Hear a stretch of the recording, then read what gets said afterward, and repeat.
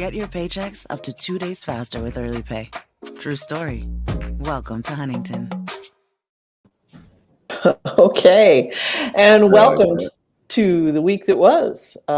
This is Deadline Detroit's weekly look back at what is becoming a endless stream of insane news weeks. I don't think we've had a week where we've had to wrap early because we'd already gone through everything. But anyway, Saeed Khan, our usual host, is traveling again, and I am Nancy Derringer running the show today.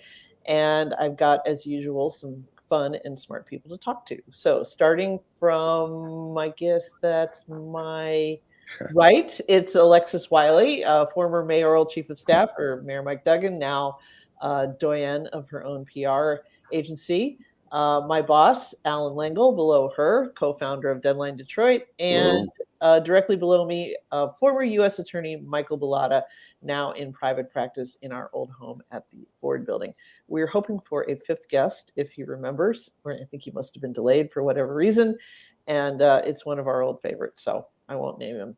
Let's get started, though. This has been, like I said at the top, just an insane week, and you know, I think it started on Tuesday, really, with that jaw-dropping, nutso hearing in the January 6th committee, in which we heard an aide to Mark Meadows talk about, you know, what she saw on January 6th, and it was 25th Amendment stuff. So ready? Already put your finger up, so let's just go. Hours after the January 6th committee shocked the world with a hearing that can only be described as cuckoo, ooga, psh, hala, hachi machi.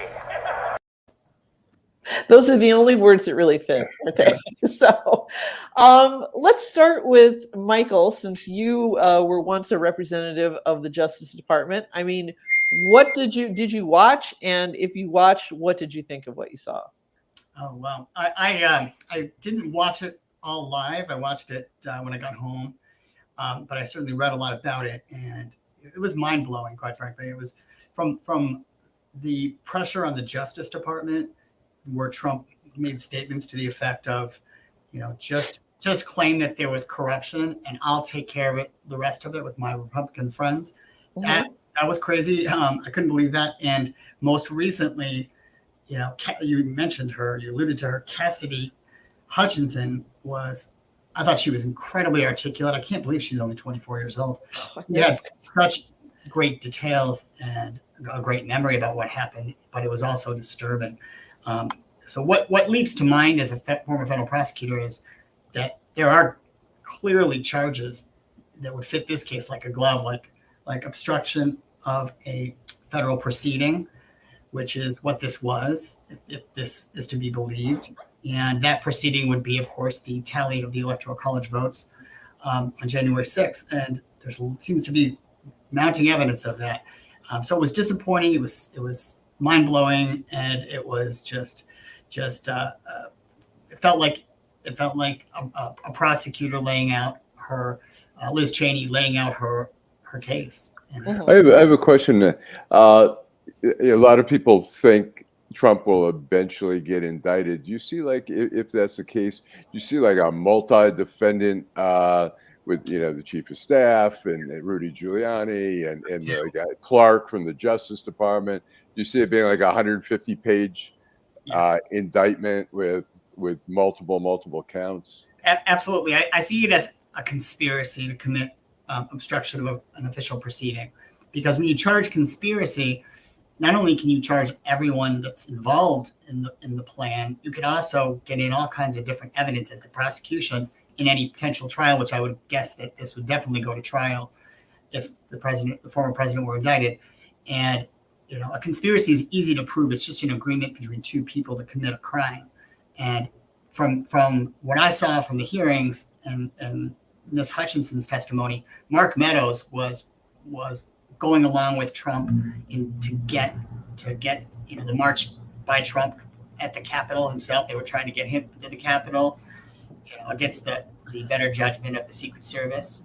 And Bobby Engel, who was the head of the Secret Service, that's the individual who Trump apparently grabbed his arm and tried to steer the beast as they call it, away from, in a different direction than returning to the West Wing. So I think a conspiracy, to answer your question, would be very possible. And it seems that there are a growing number of people that were involved in that conspiracy. And that's why you're seeing people, not to allude to my schmuck of the week, but people who are taking the fifth. But we can talk about that later. So yeah. I have one more question. In terms of the Atlanta case, do you see the Justice Department sort of, bigfooting, or just saying, look, this is smarter if we just fold this all into the conspiracy? Or do you see that they might say, yeah, go ahead, state prosecutor, do your thing down there? In this case, if I were at the Department of Justice, I would be very glad to allow the state of Georgia to bring their own case. And the reason I say that is because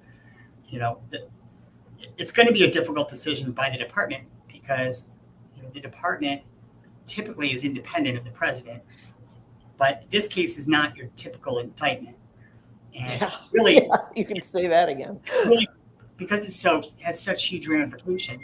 It's part legal, but it's also part policy for our country. Because think about all the ramifications of charging Trump. It could spawn additional domestic terrorism. It could spark riots. It could spark lots of things, and certainly further polarize an incredibly polarized country. So it's such an enormous burden to make that decision. And I believe ultimately, although the president doesn't usually weigh in, I believe that President Biden will have a say in this, because he is the chief executive of the executive branch. So to the extent that Georgia can put together their own case, and that won't involve all these things that I just mentioned, I think the department would be happy with that. And it would also give two bites at the apple, because remember, even though we have double jeopardy in our Constitution, we can't be charged twice for the same crime. That doesn't apply when someone's charged with a crime by the state and then later charged by the federal government. So there's no risk of, inability to even include the stuff in Atlanta with a larger federal indictment if that comes later. Now, when you say the president's going to have a say, how so? Well, I can't imagine the president not weighing in. I really can't, and it's for the reasons that I said, because it's going to have it's going to have a historical impact on the country, and so for him not to weigh in, I don't see that ever happening. I know that of all the presidents we've had in the last maybe 20 years or so, he might be one of the presidents that might say, I'm going to recuse myself, but it just seems like too big of a whale of a case to do that, in my view. I don't know if you saw our former host Craig Foley just popped in with a comment where he said, not charging Trump and his co-conspirators also has huge ramifications for the country. If we don't do something, are we saying, the next guy, go ahead? I mean, this is truly unprecedented, and anybody who doubts that we are going to be feeling the effects of this presidency for decades down the road had to have lost that, with this, because it's just, he did more than try to drive the country off a cliff. I mean, he's poisoned the well, and it's going to be, we're going to have to rinse this. I mean, this is like a bath in shit. It's the smell of it is going to hang around forever. So well, I wonder what's the difference between the public pressure on the Supreme Court with Roe versus Wade, where people are going to go crazy, and the Supreme Court said, we don't care about public opinion, we don't care about public reaction. Why should the Justice Department act any differently? I don't know. Are you asking that of Michael? Or anybody? I mean, yeah. I think the Justice Department has to have that same attitude. Like, we're here to, dole out justice, and damn the people are going to get their guns and start rioting. We can't be held. I don't see him getting charged. I don't see anyone getting charged out of this. I don't think that Trump will go and say anything before the committee, because people already feel like the whole thing is rigged. You now have the Secret Service prepared, at least it seemed like, and I may be behind, but I thought they were prepared to come out and say the story about him grabbing the wheel wasn't true. I'm not saying that he shouldn't face some consequences, but I think that there are some real, I just don't think he will. I think that people will, and to be completely honest, I think that what happened was terrible and awful, and that administration was, a horrible 4 years. But I think for the sake of our nation, I think we got to move on. I mean, that's just my honest feeling. So he's going to get away with it, basically. I don't think we can move on. Consequences. I think we have never seen a conspiracy at this level. You talk about, it's ironic that, voting fraud was the big theme after the election. And yet, who was trying to carry out the biggest voter fraud in the history of this country? This guy. And Michael maybe can correct me. There's no way Donald Trump is going to go before the committee. He's a target of the investigation. He would take the fifth. His lawyers would not allow him to, because he's a serial liar who would be, they'd add perjury to that. They know the guy is incapable of telling, a straight story there. Mm-hmm. Exactly. Alexis was alluding to something about, if he doesn't get charged, and she thinks that's a possibility. In Watergate in 1974, we had is the closest parallel to what's happening right now. And after Nixon left office and Ford was the president, there was a grand jury assembled in Washington, D.C. preparing to indict former President Nixon for the Watergate crimes. And Ford jumped in and pardoned him and stopped it from happening. So we almost had that happen then. And so the question that comes to my mind is, would Biden do that in this case? Because what whenever Ted Kennedy, obviously he was very much against the pardon in the 70s, in 74 when it happened. But before he passed away, he made a comment that I thought was interesting. He said that his opposition to the pardon, to the Nixon pardon, was one of his biggest mistakes. He thinks, in retrospect, that President Ford got it right because it set the country on a path of healing. And but Nixon, the difference is Nixon was shut up. Nixon went away, crawled away. President. I think I honestly, now I'm going to say this, I'm sure it's going to bite me in the backside at some point, but I feel like at some point we all need to move on because he's no longer president on both sides. He's not president. We have to figure out how we move forward as a country. But that's not. But he's so influential. He's so influential. He's backing people. Somebody. He is the Republican. But that's waning now, isn't it, Allan? Isn't his influence waning, as we saw with the primaries?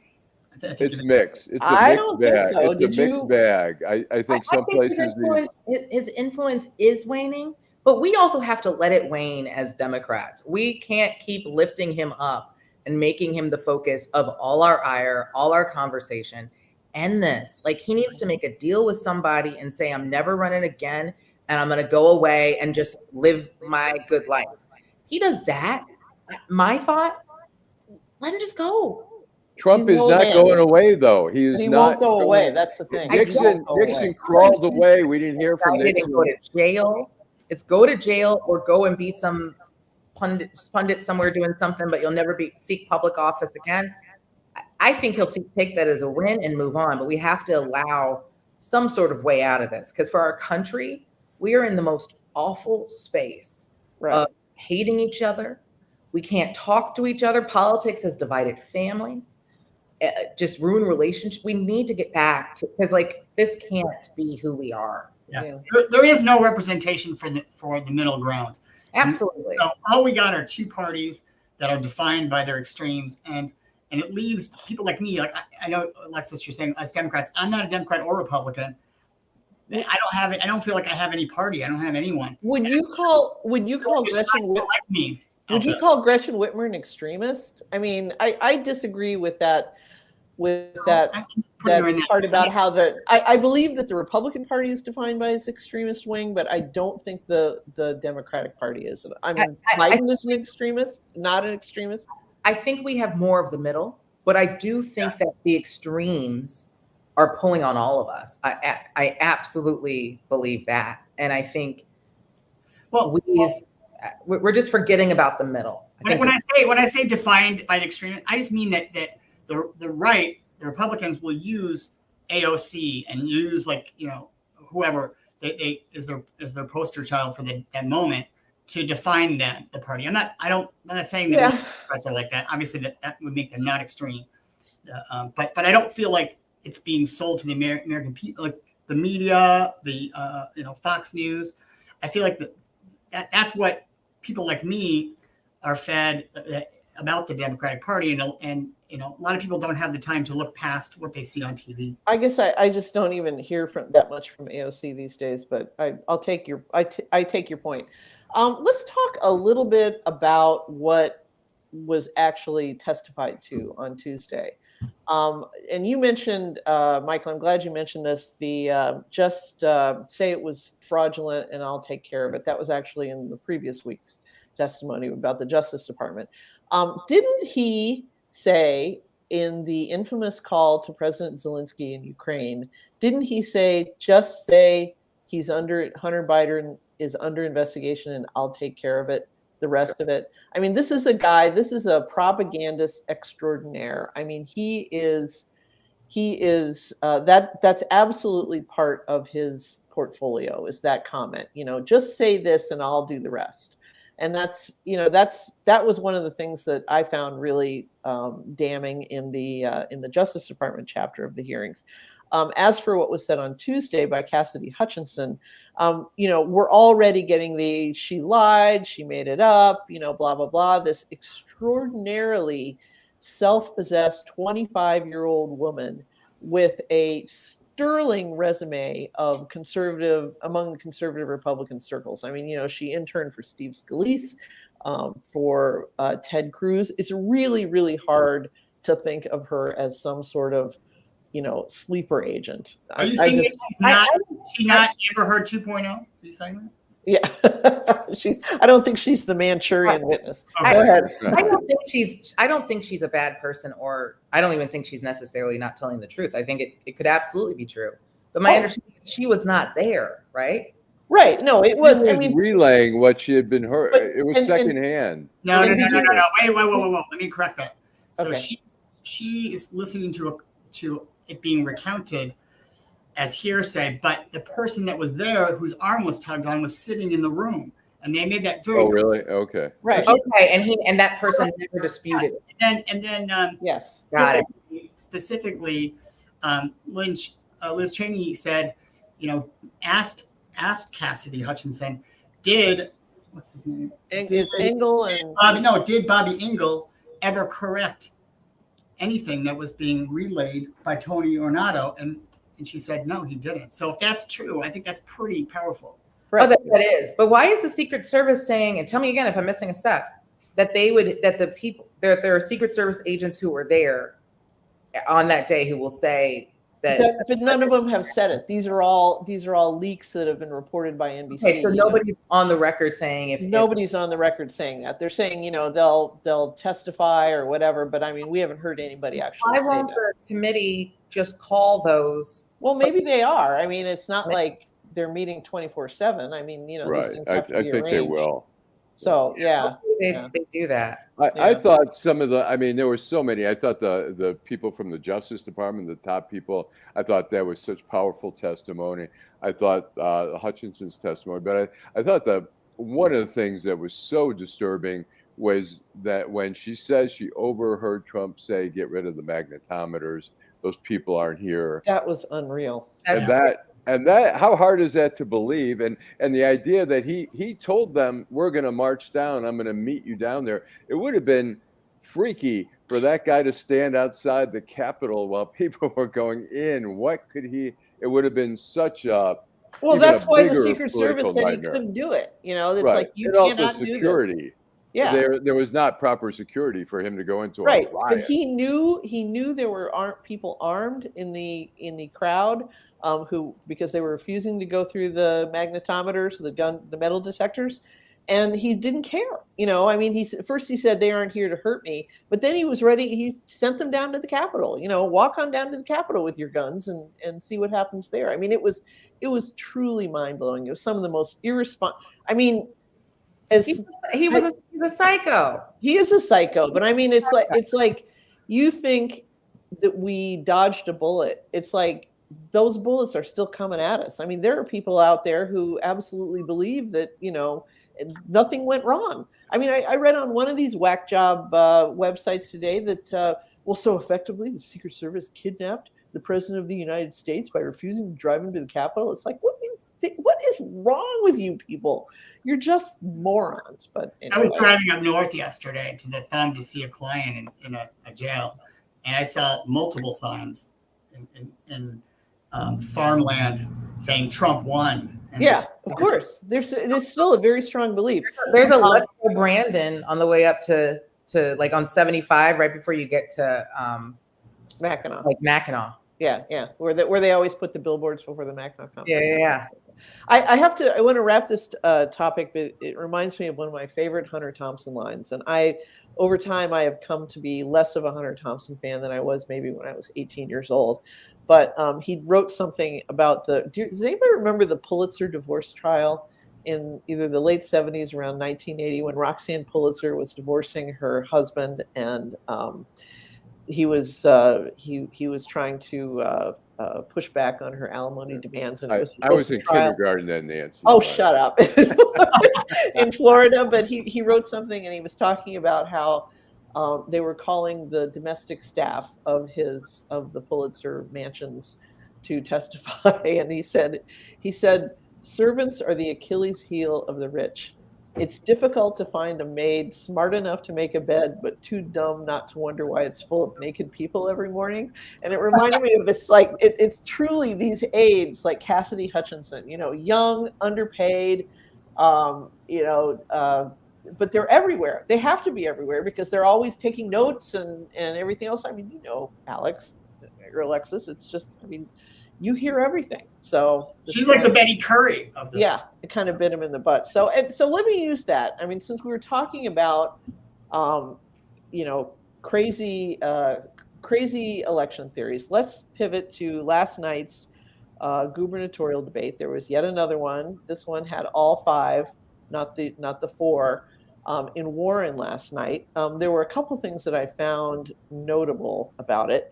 One was that there were three moderators: Charlie Langton, M.L. Elric, who's been on the show, both of whom have been on the show, and somebody from a news organization called 100%fedup.com, which I checked out this morning. It's one of these insane, super right-wing.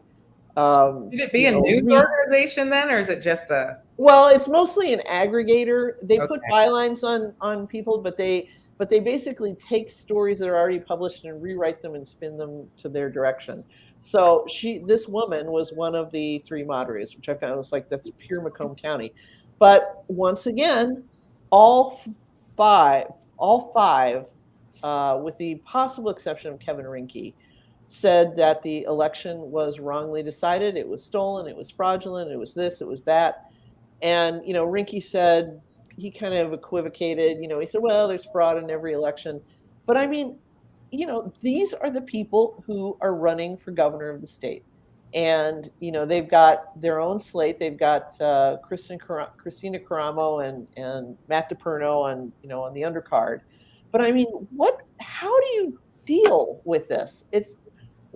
How does a person who likes to be rooted in reality, deal with this kind of nonsense? I think it's interesting. The Detroit News this morning endorsed Tudor Dixon, and with so many. That was a very lukewarm. Yes, a lot of caveats there. Of there's really not much of a choice here, and five of the candidates, the more name brand candidates, at least two of them are gone, and with that, throat clearing. They finally said, and Tudor Dixon, and she has a very thin resume, political resume. But that being said, she's, for this and she's for that, and she's, been accepted by the right to life people. And it was really a statement of how pathetic it is. And I assume the Detroit News is just going to pick the Republican, whoever it is. But they also took a shot at Rinke, who I think is the most awful candidate, probably there's also the there's more awful, but he's of the ones who are not who have a chance, and he has a chance because he has a lot of money. He's awful. He's worse than Tudor. In my mind, anyway. Not only, I mean, he put out an email, and he put out an email early on saying this is like not that long we ago. talked about that though. Yeah. But I'm going to say it again. Okay. He put out an email saying that sign this petition. Governor Whitmer has to lift all the restrictions of COVID, and that would have been about a year ago. And he's just said stupid things. He's running these commercials with how come the dead people are Democrats? I mean, it's just feeding into the total bullshit. And even the news acknowledged that and just said these commercials are bullshit. And he's just a divisive candidate. So, well, he was also the one who claimed that 2 states had introduced legislation to allow abortion up to 28 days after birth, which I thought that was simply ridiculous. Yeah. Talk about, but this is what happens when you have a guy or people who immerse themselves in 100%fedup.com and the Gateway Pundit and all this other stuff. I mean, they believe this stuff. They really do believe this stuff. Another thing Rinke wants to do is eliminate via executive order the state income tax, right? That's his, because that's going to get people, thinking, I want that 4.5%. And then he said, I'm going to do it my first act of business after I'm sworn in, and I will give the legislature 1 year to figure out like how we're going to fund all the things that are paid for out of the general fund. And we're just, they'll have to figure it out. He'll go play golf or something. It's like, I mean, and then they talk about Democrats want to defund the police. That would literally defund the police. I mean, the state police would go to zero. So, I mean, what do you do with people like that? Anyone? I think it's disgraceful. Go ahead, Alexis. No, I think that it just shows just how polarized and how people are like in their own worlds. Right. People are, if there's one thing that I think has come out of this pandemic as kind of, one of the impacts of it is that we are more isolated than ever. We're all glued to our phones. This is our best friend. Yeah. And we sit there and we scroll and we do all that kind of stuff. And you just kind of like live in your own little hole. And then that's how you come to believe all this garbage. And then you find like-minded people who believe the same garbage you do.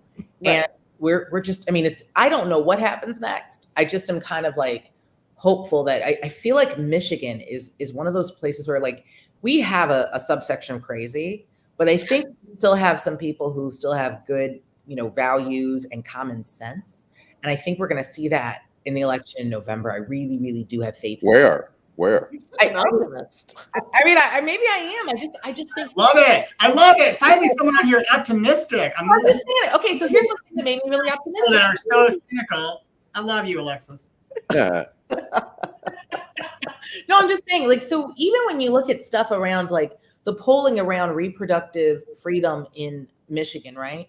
Right. 7 out of 10 people support it, even though, and in that number, there are people who don't think it's the right decision for them personally, or for, they wouldn't want it for their families, but they believe it's an important option, right? I think we're kind of a place where Midwestern common sense and values still kind of have a strong enough foothold where I think I think you'll see some common sense decisions made that will help restore our faith in where we are going as a state and a nation. So I think Whitmer is going to win. I mean, the clown show on the other side. I mean, they can't get it. Maybe Tudor Dixon somehow will be able to get it together a little more. But she's polling pretty low. Even though Trump gave her a shout out in April when he was in Macomb, she was the only candidate. They said, "Oh, Tudor Dixon, I've heard good things about you. I heard you're doing great," but she's been at the bottom of the polls for most of the time. I think it's going to be Kevin Rinke. He's the only one up on TV. Tudor is still, what I'm hearing from some of my Republican friends, because I do happen to have some Republican friends, what I'm hearing from them is that she has no money and he's got lots of it. And you're going to see him with a lot more mail and a lot more TV. So I think he's going to win. All right. That's interesting. Hey, we have to welcome our latecomer today, Todd Perkins, who has not been on the show for a while. Todd, it's great to see you. Well, Sorry you couldn't join us. I'm trying to get that. You got the light in the hold on just a back. moment. Let me get because that. Okay. I think that'll. Todd is The beauty there we go. All right, there we go. Perfect. Todd, Welcome. you're too good looking of a guy to let the light behind you drown you out. You look great. Yeah. Thank you. Very dapper. So, how are you today? I'm doing all right. Something. I didn't see the link that Allan sent me, and I'm working off of West Coast time, so I've been up.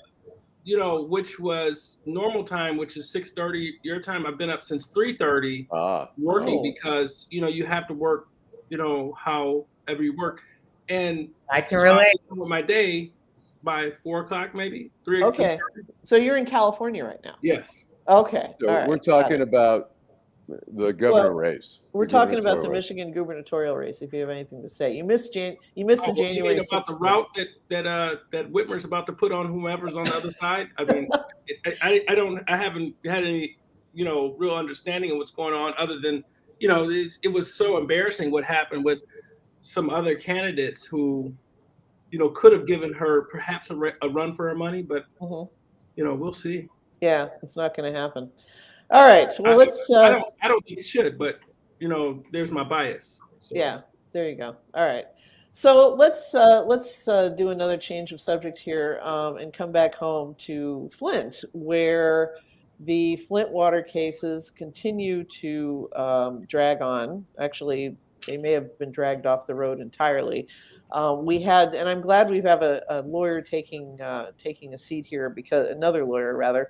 Because I want to talk a little bit about what the fact that Rick Snyder took the fifth in a civil trial actually means in a civil trial, because I was a little confused by that. As I read the story, it wasn't like, Michael Flynn taking the fifth about, whether he believes in the peaceful transfer of power. This was more of I get the feeling it was more of a court procedural thing, but if anybody wants to weigh in on this one, just jump right in.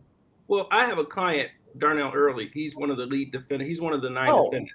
Right. So okay. I've been involved in this case since its inception, since 6 years. Mm-hmm. And Mr. Early will take the fifth on Tuesday, July 5th. And what transpired is, because you have the pending criminal litigation, it's clear that they have pending criminal cases, and therefore they should be able to. Yeah, it's very different from the Michael Flynn situation, but also this is something that granted, we've had some very positive news from the Supreme Court this week as it relates to the criminal cases, but that issue is still yet unresolved. So with this pending litigation, they must take the fifth, unless ordered otherwise. So, those are issues that. So what the court is doing, Judge Levy, is I'm continue to be impressed by her willingness to understand. This is a case of first impression. There's never really been a prosecution of defendants for what they believe, the government believes, are some failures and decisions on a water system, on a city, let alone the civil side litigation, which there was a massive settlement from the state side. Right. The pending case that's going on right now is the engineers that were involved. Right. So they call it a bellwether trial. It's a group of plaintiffs that are suing these particular defendants, and we'll see how that goes. But each and every defendant is asserting the fifth because they are charged. And as you are defending, you have a higher priority of concern in For a the criminal. case, Yeah. because you have a potential loss of freedom. Right. So and Bullotta could, Mike can speak to that, having worked on both sides, that, I haven't had the benefit and the privilege to do both sides, other than I wrote tickets for the city as a city attorney. So I don't know it on the level that Mike does. But again, and any federal prosecutor, particularly on a federal level, would understand that. Civil lawyers don't tend to understand those things sometimes. They just want you to testify, but they're not testifying and taking the fifth in front of the jury. Right. Which could also put another jaundice on that witness and whatever that witness might say, because then the side that called that person, who wanted that person's testimony, could say and argue to the jury, oh, look, they took the fifth, and they could use that for that negative, what they call a negative inference. Okay.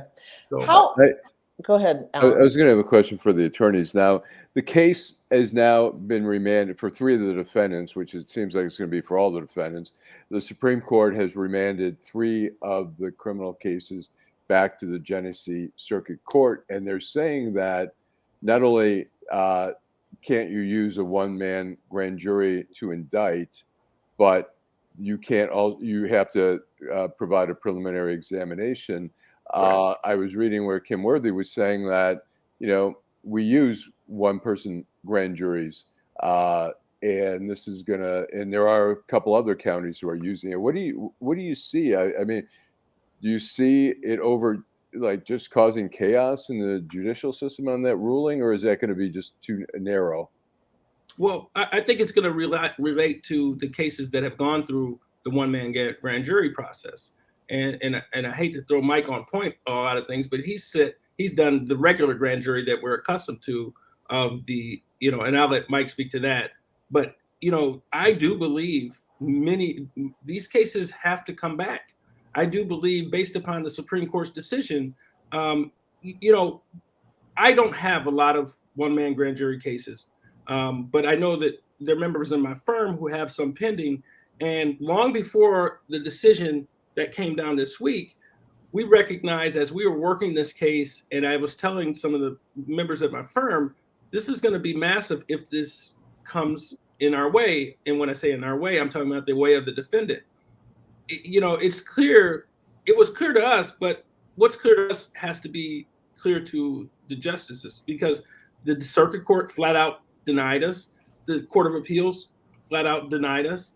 And it took the justices, and I mean, this is a unanimous, what the effect of is, this is a unanimous decision. The only reason why it's not 7-0 is Justice Clement, who did the right thing. I think that she could be fair anyway. I find her to be very engaging, very intelligent, but she took the fifth. Sorry. You got me listening, looking at Nancy about the fifth. But she took and abstained because she was in the cabinet for Governor Snyder. Right. So, but this is sick. I mean, this is something that what people don't seem to understand the effect of. A lot of times we have partisan politics within the judiciary, and we don't want that. We don't want, no one wants that from their law. Now from your politician, that's fine, but from your law, you don't. But in this situation, you didn't have that. You have well thought out decisions, some going even further than just the general Chief Justice's opinion. Yeah, but again, I think it gets walked. A lot of these get walked back. We've already filed our motions. We have some motions up for next week. I'll sit second chair on them, but they're not really my cases. But I'll sit second chair just in offering advice to the council. Right. It seems like the only thing left is for the judges. It gets remanded, it gets dismissed, and then the AG has to figure out if there's statute of limitation actions, and they can go back and refile on some of them. On some of them. Yeah, only on I believe it's Mr. Baird, Nick Lyons, and Dr. Her name escapes me, but the woman. Yeah, I know who you're talking about. Yes. We it's funny. I didn't even know there was such a thing as a one-person grand jury in Michigan.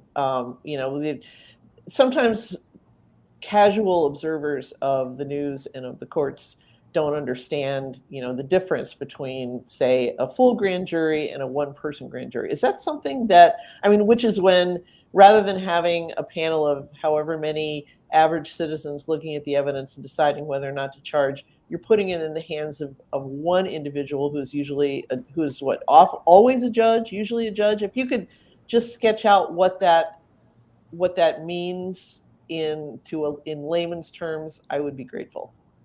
I think, Mike, could you do that, Mike? I certainly can talk about a federal grand jury. That's where my experience is. It's a bit of an aberration, this one-man grand jury. I'd never heard of it, and I've been practicing in California for a number of years. I never heard of a one-man grand jury until I came back to Michigan. And I want to say, and maybe I'm wrong on this, it may have been used in the Kilpatrick investigation, and the state investigation. And I'm wondering if that, and I don't mean to raise any for anyone to look at, because that person has already gotten quite a benefit for the president.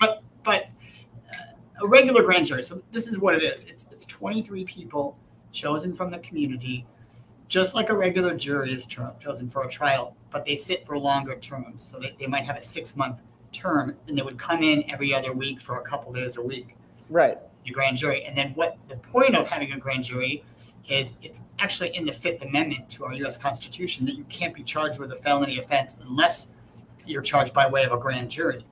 And so that grand jury, it's been said, will indict a ham sandwich. Right. That's fairly true. That's pretty true. I've never been no-billed, as they call it. I've never been refused an indictment. But you still have to present enough evidence to the grand jury for these people to vote. They have to vote, and a majority of them have to find probable cause for the case to be charged. Right. And so what the Supreme Court's saying in its decision a couple days ago is that part of your procedural process that's guaranteed under the Michigan Constitution is this right to have this pretrial or this preliminary examination where the judge does what a grand jury does, but it's done in open court, and it's done with all the participants there arguing both sides arguing their respective positions. So I have a question. Speaking of Kwame, I think one of the questions we were going to raise is should Kwame, we ran a bunch of stuff on Kwame having a baby and all that, and we got a lot. Kwame's wife had the baby. Kwame's wife having a baby, and not just any baby, she had a king. yeah, right. They crowned the king. And so we had some we had a lot of interest. Obviously, we had really good traffic on it. Question is, should Kwame? My feeling Some is people would say that was pandering. I wouldn't say that though. I wouldn't say that. I would. I think any previous mayor, there's interest in that, and maybe Alexis, you having worked for the mayor, I think there's a historical interest in Detroit about mayors. And Kwame was a very high-profile figure aside from being mayor. He was a guy who sought the spotlight and enjoyed the spotlight. And I gotta say, I know what you're trying to say, Allan, and keep in mind we're talking to an audience here, is that a lot of people gave us a lot of crap for that package because they said, stop talking about Kwame, quit loving on Kwame. He's, cut him out of the fade away, right? And my feeling is, as long as people are still interested in him, then I think there's nothing wrong with bringing it up. And I will give him this: he served a considerable sentence, not the full term of the sentence, but enough that it was. I can't think of the word. It was comparable to other people who have done similar crimes, Blagojevich in Chicago, that sort of thing. He's out of politics. He's not seeking another public. He's not going to do anything like that. He's going into the ministry. It doesn't bother me that much. And he's not even in town. He's in Atlanta. What's the which part are we saying we're bothered by? Which part? Because I feel like he's in the news this week, and that's the one thing that I'm. Yeah, I think every time we run anything on Kwame, it's like just bury him, ignore him. I have for you guys. I actually think there's a legit reason to have him in the news right now, and that is the news. I didn't see any news. Yeah, well, hold on. Yes, he's in the news right now because of the GoFundMe that his wife set up to purchase a $800,000 house in Florida. And Still owes the city $1 million. And he owes the city $1 million. So I would start, but I have a question, guys. What, when you do a story about former Mayor Kilpatrick, do you get a lot of clicks on him? Yes, that's the point. That's what I'm saying. We get stupid traffic on these stories things. about stuff that people, oh my God, want to read. Yeah, I mean, there's an old. I used to write a column, and there's an old saw, which is cultivate a constituency of the infuriated. The people who will look up your column every week. It's like me with Mitch Albom, just to see what that asshole wrote this week. You know what I mean? And so I think that's kind of the way people look at Kwame news. You know, it's like, oh, him again. You know, but I thought your piece that you did on Kilpatrick, the first one you did when he got out, was actually really interesting because you really just let him talk. And gave him kind of a space to just have a conversation. Yeah, I actually found it really, really interesting to watch, and I thought it was a great piece. Yeah, well, this wasn't even a piece that anybody really wrote. I mean, they found Allan Stam, who works with us, found, realized, hey, she should have been having the baby out now. And looked on their Instagram, and sure enough, little baby had been born. They had done a big photo layout and all that stuff. And that's wonderful. I'm so happy he has had his beautiful son. I love that his name is King. I think that is wonderful. Now, I'm going to get to the hot mess part of it. Okay. The hot mess is that you think it's somebody in your house thinks it's okay to post a GoFundMe and say, give me $800,000, and then post a picture. Not like, while your city is still like, we still have houses to demo. We still got all this stuff going on. You're posting this beautiful house, like a picture of the $800,000 house that you want people to donate for you to get. Now that to me was the height of silliness. I literally said, I would have said to Kwame, I would say, go get your wife. Go talk to her about why that's not okay. And why you don't need it. I'm really praying that he didn't have a conversation with her about this, that she just thought, hey, this is a good idea. And she just kind of, anybody with any sense would have known that you would turn everyone instantly against you because you still owe the city money. Right? Exactly. And that raises this comment here from Mandy Wright, which is, won't the government recover funds raised through that GoFundMe if there's still restitution due? Can I respond? That's to Michael. Yeah, Michael, go ahead. Let me do that. For those listeners or viewers that don't know, I was one of the two main prosecutors who prosecuted Kwame and investigated him. And he owes hundreds of thousands of dollars to the Detroit Water and Sewage Department that he has not paid. And he owes $1 million to the city of Detroit from the city case that he's not paid. So there are two entities that are in charge of recovering that money. In the city, it's the Detroit City Law Department. And then in the U.S. Attorney's Office, there's a financial litigation unit made of federal attorneys that are in charge of recouping that money. And the fact that he's doing a GoFundMe to buy a house, that's absolutely fair game for an attachment by the federal government.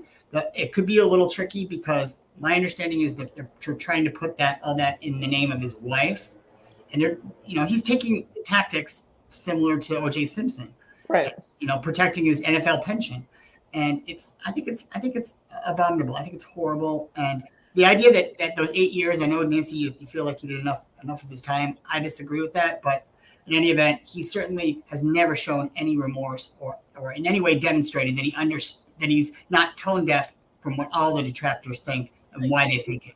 But I agree with that. In reading some of the articles and hearing from him, I felt like I heard remorse, right? I felt like I saw somebody who wanted to change and do things differently. And maybe he still does, but that GoFundMe certainly does not bode well for anyone who believed that you wanted to go in a different direction, because it feels like you were taking advantage of, and it just seems tone deaf. I mean, the picture of the house. I disagree. I want to raise one point too. Go ahead, Todd. I disagree on this level. His wife is free to do what she wants to do, and if it truly is her own intentions, I think he understands. He's a lawyer. I mean, in the spirit of being a lawyer, he's educated like a lawyer. He knows. I think if he had done more practicing, he would understand some of his quagmires and his missteps or miscues in the past. and you know, he and I are the same age. We graduated from high school the same year. He went to Cass, I went to U of D, and we have crossed paths, you know, personally, not professionally, but personally over the years because of our age. And I used to work as a intern at the Democratic Party when his mom was running for Congress. So back in 92, 93. And so I've seen him and seen his growth and seen, you know, his fall, but I've seen his regrowth. But again, you know, we are making suppositions as a lawyer and as a defense attorney in particular. I just don't like to make the supposition that he had anything to do with it. Now, if he did, and they can prove that, then, you know, does he inure a benefit because his wife is doing this? Perhaps he does, but does that make it something that's attachable to this this outstanding indebtedness that he has to the city? Michael? Michael? Yes, there are federal statutes that cover that when there's. But I'm saying it still has to. You have to go through the ropes to get there. Yeah. You know what I'm saying? I'm not saying that they don't exist, but what I'm saying is, I don't look at, okay, this is something that let's move that over there. And I understand Alexis's position. Like, I'm bothered by this. I'm bothered by, you know, you say you want to have this atonement, and I truly believe that he is trying to atone for what he did wrong. There's no specificity in what he said he did wrong. You understand, from the perspective of what Mike and he's gonna kill me that Buckley. I think Buckley was your partner in that case, right? No, it was Mark Chutko. Chutko. Okay, Chutko's gonna kill me now. You know, because I couldn't remember it, but because I was seeing you guys in the news every day. Another old white guy. Don't worry. Right, but at the same time, you know, you don't have that acknowledgement to those circumstances when he acknowledges that he has done wrong. I mean, who hasn't at 50 years old or 52 years old, who hasn't done something that they would regret? And, you know, but again, if we accept his apology, then we could look at this and say, oh, here's this, you know, let's vet this, what's going on here, and determine whether or not, and that's something that the law, I mean, sure that now that it's out in the public forum, I'm sure that people are sitting here, research divisions, you know, the financial division over at the U.S. Attorney's Office is looking at this. I mean, it's. Did he ever apologize, though, Todd? Did he ever apologize, really? Well, I think with Allan, in Allan's interview, I'm going by what Allan's interview. Yeah. I thought I looked at that as an apology, not what you're looking for, Mike, not what you're looking for, but I looked at him and saying, you know, from that interview alone, because I haven't talked to him about, you know, what transpired, or, you know, and it's not my concern. I knew as it was going on, I knew very little about it. Everyone in this scene knows, everybody in this collage of pictures knows more about that case than I do. But again, for me, I wasn't here. Can I say one thing, and then we'll put a bow on this one? Go ahead. It's one thing to ask for $800,000. It's quite another to collect $800,000. As far as I know, I don't believe that the Kilpatricks have a bricks and mortar church yet. I think wasn't he, Allan, at the time of after he got out of prison, he was kind of like being taken under the wing of some other minister down in Atlanta. I mean, I don't know what his preaching, where he's preaching, if he's preaching. He's got his own ministry there. It's a virtual, which I think probably a big following is in Detroit. Right. But he's also, I think, I know he had used a church at some point, but it wasn't his church. All right. Because his service is usually on Saturday instead of Sunday. Okay. We're getting toward the end of the hour, and I think we need to wrap this up. I mean, I just want to say maybe we can revisit this topic when he actually collects that much money, or even close to that much money, or even the government $10,000. Yeah, I mean, I just don't feel like that's. I mean, it's, you know, I keep thinking about a high school football stadium in Indiana when I was there that was launched. The fund drive was launched with great fanfare, and then it folded quietly like 2 months later. And a friend of mine who was very droll said, "People act like it's easy to raise $5 million. It's not. It really isn't." So let's leave it at that. Let's pull out one more time. I want to talk about the Supreme Court briefly before we get to the schmucks. You know, we've a lot was said about Clarence Thomas's concurrence in the Dobbs case, which overturned Roe v. Wade, where he talked about how it was time to maybe revisit some of these cases that he believed were wrongfully decided, including I always mess up the pronunciation of this, Obergefell, which was the same-sex marriage case, Griswold versus Connecticut, which was legalized birth control, and Lawrence v. Texas, which essentially legalized same-sex relationships. What about Loving? Where's Loving? And Loving, yeah. I mean, we're never going to go to Loving, though. The one that applies in his household is something. Yes, exactly. But because he's Clarence Thomas, and because he has a fan club out in the attorneys general community, Ken Paxton piped up obligingly and said he'd be happy to revisit Lawrence versus Texas. He wants to relitigate that one, and he, you know, which presumably would be him defending the fact that it is illegal to be gay in the state of Texas. I mean, the Taliban state. It's outrageous. Wait, you said illegal to be gay in Texas? Yes. Well, to have gay sex. To have gay sex. I mean, you know, I guess you can be chastely gay, but you know, Lawrence v. Texas, didn't it involve, as I recall, like police entering the home of two gay men and finding them in bed together and arresting them for sodomy?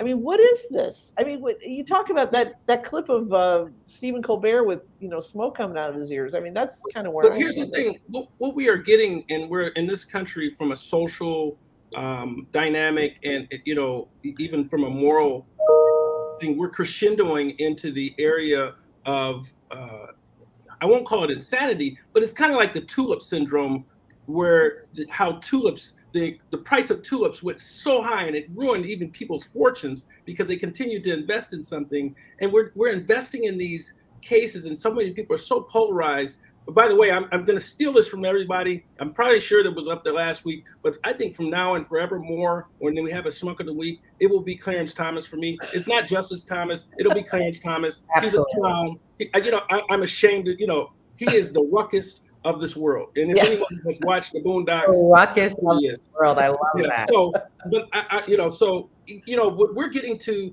what's sort of kind of like insane kind of outcomes that we have, and you know, for someone to deduce where, you know, even Alito said, and I'm not necessarily a fan of him, even Alito said, this is just it. This is all we're doing here. But no, go into these other decisions that kind of open the door, and sometimes we call that in the law like dicta. Or things that don't have the direct effect of the major opinion was Roe v. Wade was 5-4. So let's look at it that way. And I think the Mississippi case was 6-3. And so we don't have, as it relates to Roe v. Wade, you know, let's not lose our minds about it because it's a 5-4 decision. That can be overcome with the right case and the right new set of justices. You know, so, but you know, at the end of the day, you know, don't you feel like we're in these insane times that every day, and you know, then we're looking at, I got one thing to say, and I'll leave it alone. Why is no one and I'm sure a guy like Allan, because I know his personality, and I'm sure Nancy, you've seen Old School, right? Yes. The thing, why is no one coming up, you guys in the media, why have you not come up with the parallel of Trump being like Will Ferrell running naked down to the mall? You know what I'm saying? But why has no one come up with that parallel? I had to say this in a public forum. It came to me the other night. I was working too late and I was losing my mind. And it came to me, and I woke my wife up laughing hysterically. And she thinks I'm crazy, but you know. Did you go streaking down the quad after that? Right, there you go. I know Mike would know. Yeah, there it is. Yep. All right, we're running out of time here, and we need to get to to our traditional crowning discussion. So take it away, Lengel. You're a schmuck, the biggest. All right. That was a weird one. I know. Yeah. All right. Well, let me do one more. Right, and because I'm dealing with schmucks all my life, I know who a schmuck is, and I know the difference between a real schmuck, a plain schmuck, and just a plain regular schmuck. That one was better. Jackie Mason. And you can never go wrong with Jackie Mason. All right. Who wants to take it away? That word was made for Jackie Mason. Exactly. Who wants to I'll go first? because you already kind of stole it, Nancy, and I'm going to try to get in front of you. Okay. So it is the good General Michael Flynn. Oh, One. yeah, Good one. And, you know, I get that he's invoking his Fifth Amendment right to certain questions. But the way he did it, and on the one question that you alluded to, Nancy, when he was asked, do you believe in the peaceful transition of power? And he had said, I invoked the Fifth so many times, he just said, Fifth. After a long pause, Fifth. And it really reminded me of the Dave Chappelle skit. It was so absurd. It reminded me of the Dave Chappelle skit where Dave Chappelle is playing a drug dealer testifying before Congress. And you know what I'm talking about. I knew somebody would. And he says, 1, 2, 3, 4, fifth. And all these different ways he could come up with it. And he was singing it. It was awesome. You have to look up that Dave Chappelle skit. Okay, good. I'm glad you. I'm glad funny. you. That was There's a sad part about Bullotta's thing. It's true. These are the leaders of our country. I know. This guy was a 3-star general, maybe 4. I don't remember. Alexis, Crazy. do you have one? All right. So normally I don't have one. You guys know I'm very optimistic. I know. Be with the world. So I try not to have a schmuck. But this week I do have one, and I feel like just kind of riffing off of what Todd said. Mine is the Supreme Court.